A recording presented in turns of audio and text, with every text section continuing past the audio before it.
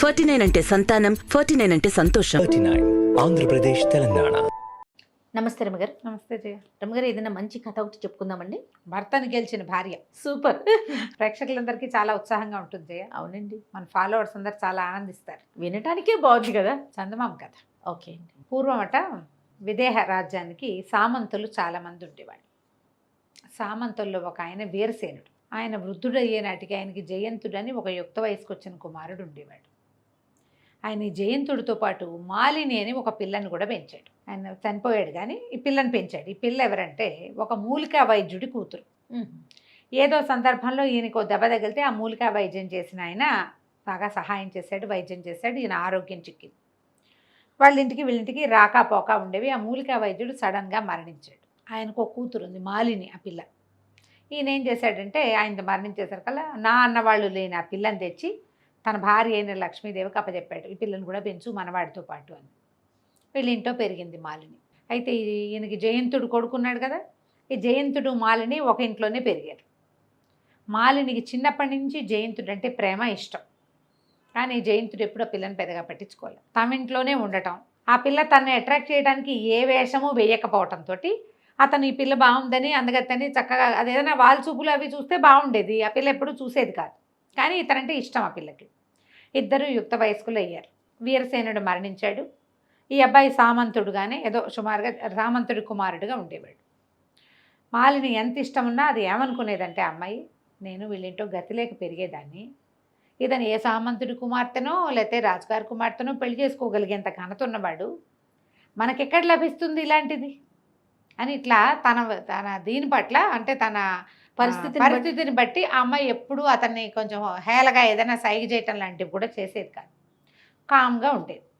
అయితే ఏమైంది, రాజుగారి దగ్గర నుంచి శశిభూషణ్ అని ఒక ఆయన వచ్చాడు వీళ్ళ దగ్గరికి.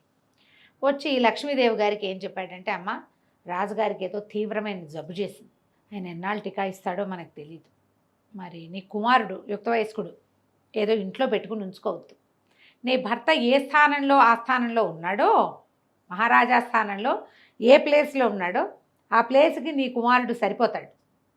రాజుగారు ఆరోగ్యంగా ఉండగానే పిల్లవాడిని కనుక అక్కడ పంపేవంటే మరి ఇతనికి ఉద్యోగం స్థిరపడిపోతుంది, సామంతు గారి కొడుగ్గా కాకుండా సామంతుడుగా ఉంటాడు అని నచ్చజెప్పాడు. నచ్చజెప్పేసరికల్లా ఈవిడ ఆలోచించి కొడుకుని పంపడానికి నిశ్చయమైంది. కొడుకుని ఎక్కడికి పంపాలి, వీళ్ళు ఉన్నది చిన్న ఊరు, మహారాజాస్థానికి పంపాలంటే విదేహకి పంపించేసేయాలి. ఈ అబ్బాయి వెళ్ళిపోతాడనగానే ఈ పిల్ల మెల్లిమెల్లిగా కళ్ళ నీళ్ళు తుడుచుకోవటం మొదలుపెట్టింది. తుడుచుకుంటుంటే ఏమన్నది, ఆవిడ అడిగింది 1-2 సార్లు, ఎందుకే అమ్మాయి అంటే, పాపం రాజుగారికి జబ్బు చేసిందని బాధగా ఉందండి అని. తర్వాత ఇంకో 2 రోజులు పోయాక అతను బయలుదేరాడు. వెళ్ళాక కూడా ఈ పిల్ల కళ్ళు తుడుచుకుంటోంది. ఈవిడికి డౌట్ వచ్చింది, ఎందుకు ఈ పిల్ల ఇట్లా ఎంతసేపు కళ్ళు తుడుచుకుంటోందంటే, ఈ అమ్మాయి ఏమంది, ఆవిడ అడిగింది, ఎందుకే కళ్ళ నీళ్ళు పెట్టుకుంటున్నావు అమ్మడు అని అడిగితే, రాజుగారి వైద్యం నేను కుదర్చగలను, కానీ నన్ను ఎవరు పంపిస్తారు, నన్ను ఎవరు ఒప్పుకుంటారు, అందుకని ఏడుస్తానంటే ఆవిడకి నవ్వొచ్చింది. అది అదే జయంతుడు వెళ్ళిపోయాడని ఏడుస్తున్నావు కదా నువ్వు అని బాగా నిలదీసి అడిగింది.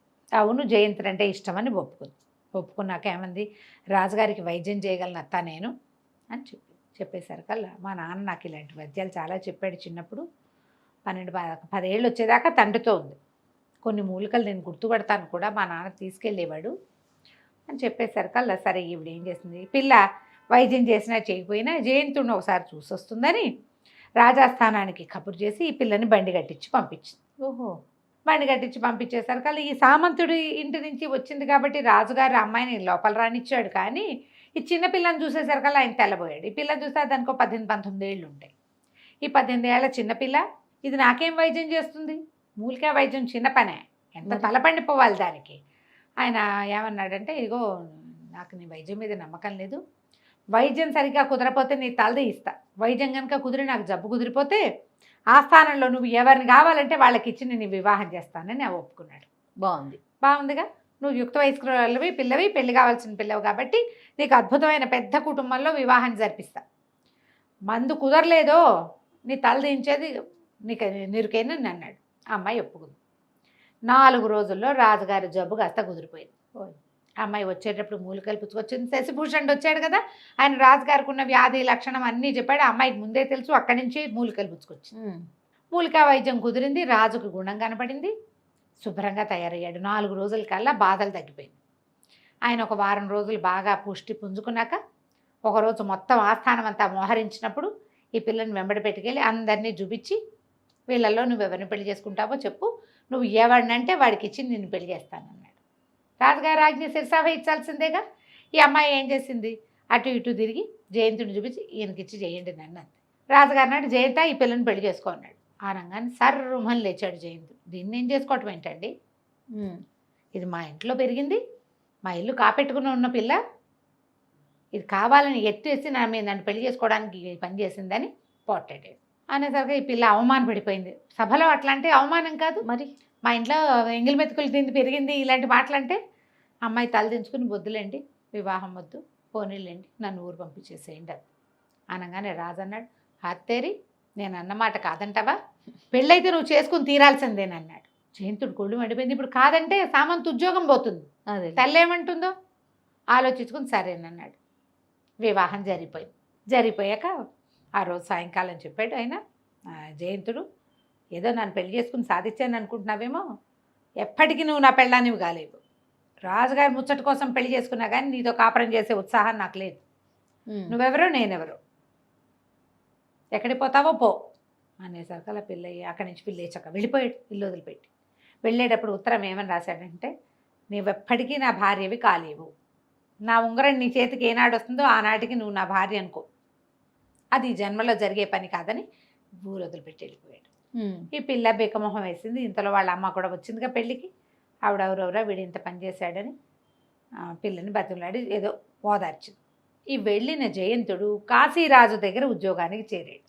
ఓహో, విదేహ నుంచి వెళ్ళిపోయాడు. సరే ఈ పిల్ల కూడా ఏం చేస్తుంది, ఇంకా నాకు ఇంట్లో ఉండబుద్ధి కావటం లేదు, ఎక్కడికైనా వెళ్తానని అమ్మాయి దేశాటనంకి మొదలుపెట్టింది. తీర్థయాత్రలు చేసేది, ఏదో కొంచెం డబ్బు ఇచ్చాడు రాజుగారు. అయితే వివాహం అప్పుడు రాజుగారు ఒక ఉంగరం ఇచ్చారు ఈ అమ్మాయికి. ఉంగరం ఇస్తే ఏమన్నారు, ఇంత పెద్ద ఉంగరం పెడుతున్నారు నాకని అన్నది. అనేసరికల్లా నీకు వద్దన్నప్పుడు నాకే ఇవ్వు అని అన్నాడు ఆయన వేలు ఉంగరం తన జబ్బు తగ్గించిన ప్రీతితోటి, నువ్వు నీకు వద్దనిపిస్తే ఇంకెవరికి ఇవ్వబోక నాకే ఇద్దుగానే అన్నాడు. సరే ఆ ఉంగరం పెట్టుకుంది వేలికి. ఆ అమ్మాయి కూడా దేశాటానికి బయలుదేరింది. క్రమంగా అటాటాటాట కాశీనగరానికి చేరింది. ఈ కాశీనగరంలో ఒక రాజకుటుంబానికి సంబంధించిన వాళ్ళు ఉన్నారు. ఆవిడ పేరు విమలాదేవి, భర్త లేడు, ఆవిడకి నీలవేణి అని ఒక కూతురు ఉంది, పిల్ల బాగుంటుంది. ఈ జయంతుడు కాశీరాజ్యానికి వచ్చాక అతనికి దృష్టి ఈ నీలవేణి మీద పడింది. ఈ అమ్మాయిని వివాహం చేసుకుంటానని కబుర్ చేశాడు. చేస్తే వాళ్ళు ఇంకా ఒప్పుకోలే. వీళ్ళు చాలా సామాన్య కుటుంబీకులు, అవతానికి రాజకుటుంబమే కానీ ఆస్తి స్వాస్థ్యం ఉన్నవాళ్ళు కాదు. కానీ జయంతుడికి పెళ్ళయిందని, పెళ్ళి ఇష్టం లేక దేశాంతరాలకు వచ్చాడని ఒక వార్త ఉన్నది వాళ్ళకి తెలుసు.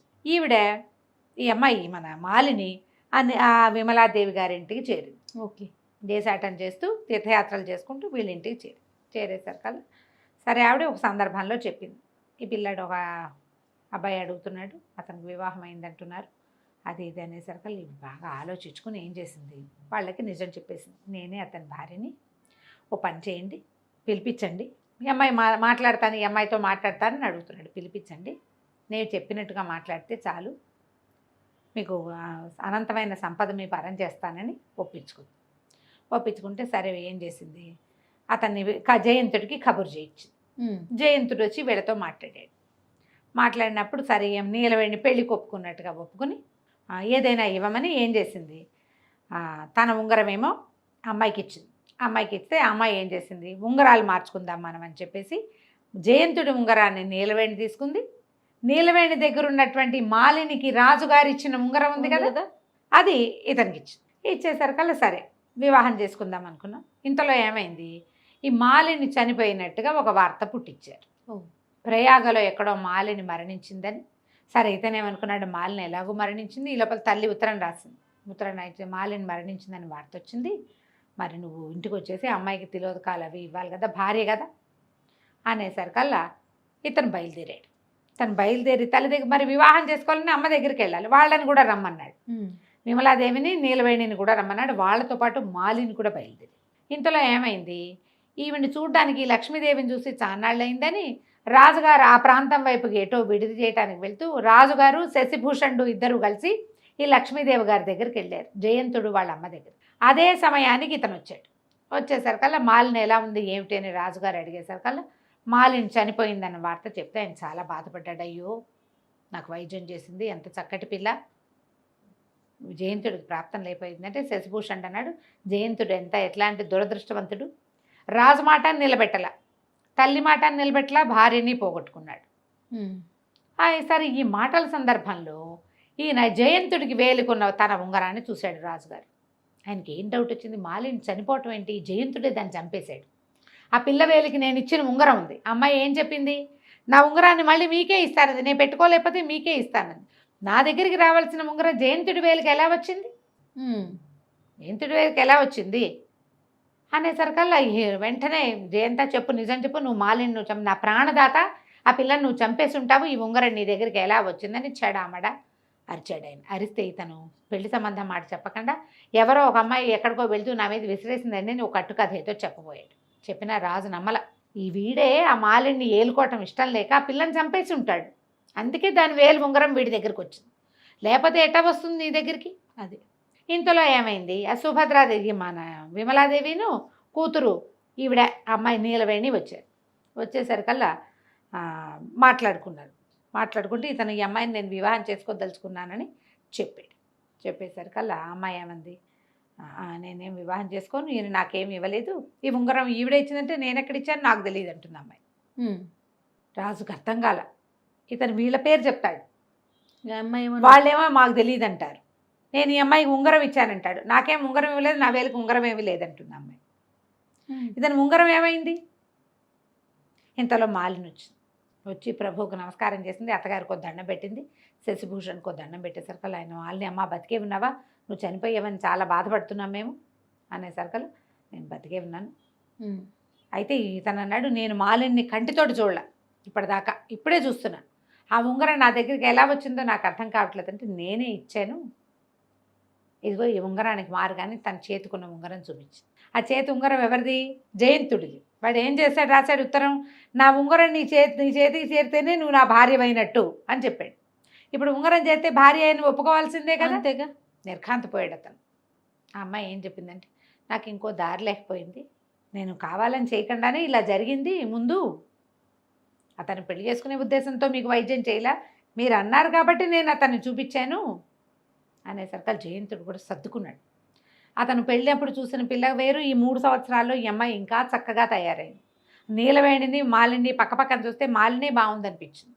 తర్వాత రెండోది, ఇంత ప్రయత్నం చేసి తను ఎక్కడుంటే అక్కడికి వచ్చి ఇంత ప్రయత్నం చేస్తుంటే అతనికి ఆమెకు ఎంత ప్రీతి ఉంది తనంటే, అంతేగా. దాంతో సర్దుకుని ఒప్పుకున్నాడు, నువ్వు నన్ను జయించావు, నువ్వు నన్ను గెలుచుకున్నట్టే, ఇప్పుడు ఇంత ప్రయత్నం చేసి ఆ ఉంగరం తన చేతికి వచ్చేలాగా చేసుకుంది, ఇప్పుడు వాళ్ళనైనా ఒప్పించుకుంది కదా.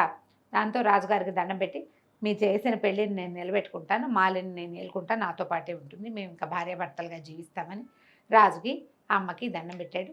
మాలిని ఏం చేసిందంటే తన అత్తగారు తనకి ఇస్తానన్న బంగారాన్ని అంతని ఈ నీలవేణికి ఇచ్చేసింది. ఎందుకంటే ఆమె వివాహం అవ్వాలి, వాళ్ళకి దగ్గర డబ్బులు లేవు కదా, మాట ఇచ్చింది కదా, అనంతమైన ధనం ఇస్తాను. ధనంతో వాళ్ళని కాశీ నగరానికి పంపించేసి ఈ మాలిని జయంతుడు కలిసి రాజుగారి సేవలో తరించడం కోసం మళ్ళీ విదేహ రాజ్యానికి వెళ్ళిపోయారు. కథ కంచికి మనం ఇంటికి. చాలా బాగుందండి. నమస్తే. నమస్తే.